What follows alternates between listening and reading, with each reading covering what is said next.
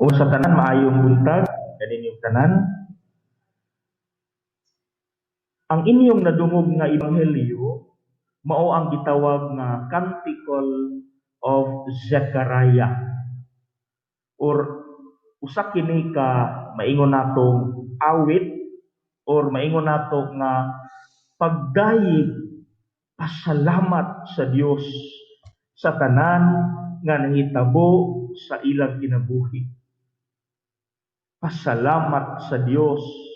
Munang kung inyong balikon no pagbasa ang ebanghelyo karon, napuno gayud sa kalipay si Zacarias.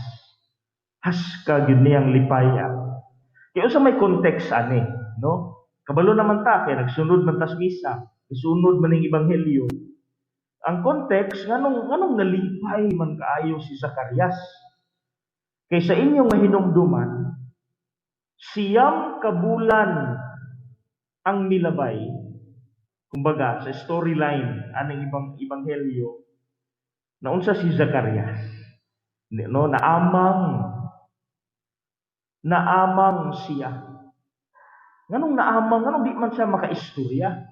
By the way, asa man ni nahitabo? Kani mangod si Zacarias o sa kapari, no, nila mga Hudiyo.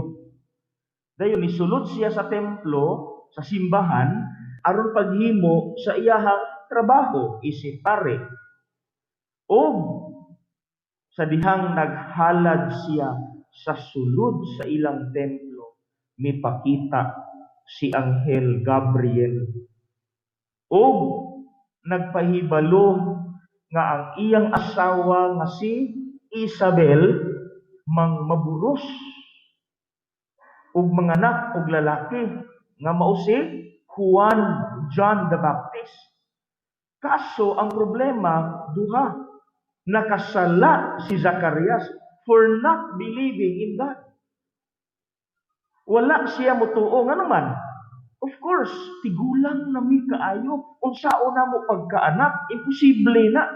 Biologically. Imposible. O kung sa may resulta sa iyahang disbelief, sa iyahang kawalay pagtuo sa Dios, nahimo siyang amang. Gihimo siyang amang sa Dios. And mga igsuon, after 9 months pagkatawo sa batang Juan, nakabalik og istorya si Zacarias.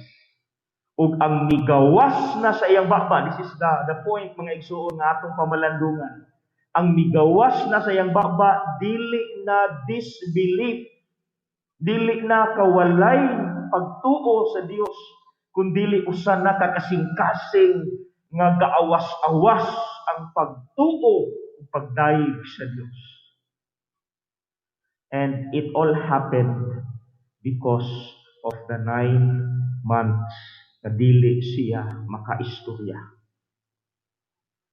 Now mga igsuon, before ta mo padayon, ato sang klaruhon nga ang pagkaamang ni Zacarias dili punishment sa Dios.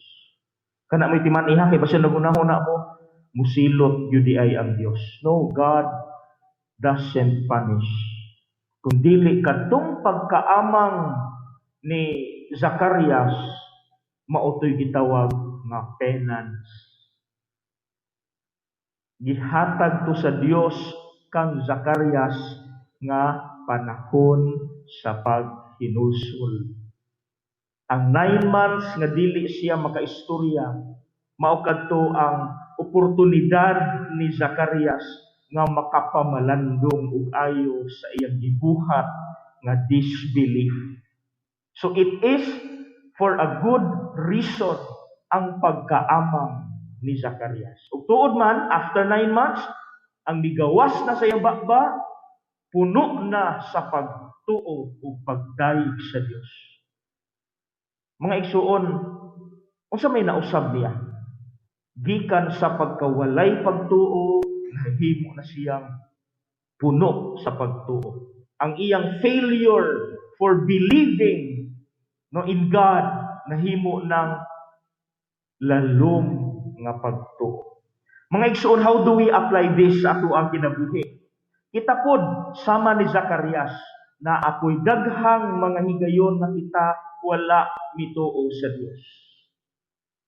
Na ako'y daghang mga higayon na kita nakasala kaniya. Na ako'y mga higayon na kita wala mituo o misalig kaniya. Palpak ang akong trabaho. So mamahimo unta natong modelo si Zacarias how to deal with our failures. So ang atong pamalandungan karon mga igsoon, kini, I would like to give you a challenge, no? Because this season of Advent and unya Christmas na gyud is the 9-month opportunity nga gihatag sa Dios kanato nga makapamalandong kita sa atong kinabuhi. So this is the challenge. Hinumdumi daw, usa ka sala nga imong nahimo nga adunay dako ug sakit nga epekto nimo. Kaya ang sala mga igsuon na among gyud nay after effects nga sakit. Sala god, no? Basta sala gani na gyud nay sakit nga epekto. Can you please remember of a sin nga imong nahimo nga sakit kay epekto nimo or kasamtangan nimo gisinati or gihimo? Palihog daw ko. Dili sa ingon nga kuanta ha, medyo sensitive pa ni, no? But we must angay nato ning hunahon. Naabatay sala nga murag gikamulo pa nato og himo.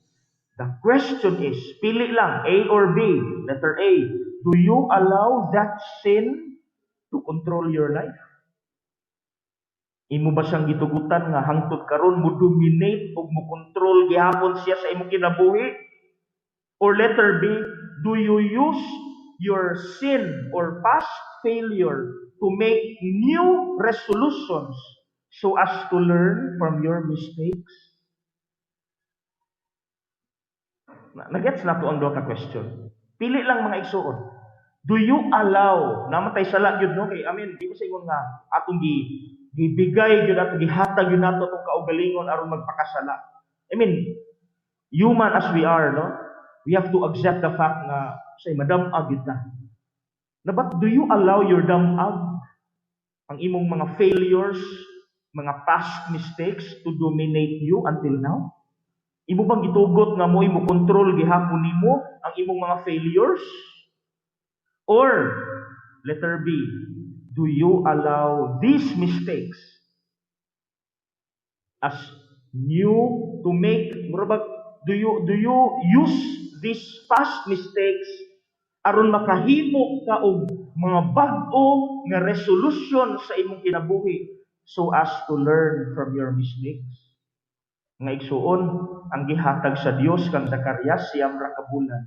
Ang gihatag sa Dios kanato dili lang siyam ka bulan, kada adlaw. Siyam ra ka bulan kang Zacarias, and yet nigawas na sa iyang baba ang metanoia. Usa nang metanoia? Radical change. Nausab gyud siya totally. Wala na siya sa iyang past mistakes. Di na katong disbelief niya, katong iyang pagkawalay pagtuo, wala na to. Ang nipuli niya, belief na gyud nga 100%. Kita mga igsuon, dili lang siyam ka bulan, kada adlaw gitagaan ta sa Dios og time nga makapamalandong kita. Kabahin aning mga unsay gakontrol sa atong kinabuhi. So unya mga igsuon, mamalandong kita. Dili nato ni palampason before ta mga tulog katong giingon nako gahapon, ako may gamisa kadlawon gahapon nga aside nga magpasalamat kita, no? Salamat Lord sa imong pagbisita. Happy birthday Lord. Salamat sa imong pagbisita nga mo'y naghatag kanamo og paglaom nga dili na mo give up tungod kay ikaw na banhaw. Aside nga magpasalamat kita mga igsuon, please spend the rest of the year until December 31 to think kung unsa may mga sala nato nga posible nagkontrol pa nato. Ato sa pamalandungan, ato pa ba nang ipapadayon o pakontrol nato?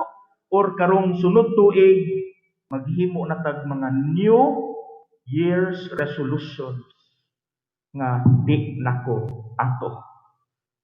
I have learned from my past failures. I have learned from my mistakes. Di na to mausap. Magbag-o nako.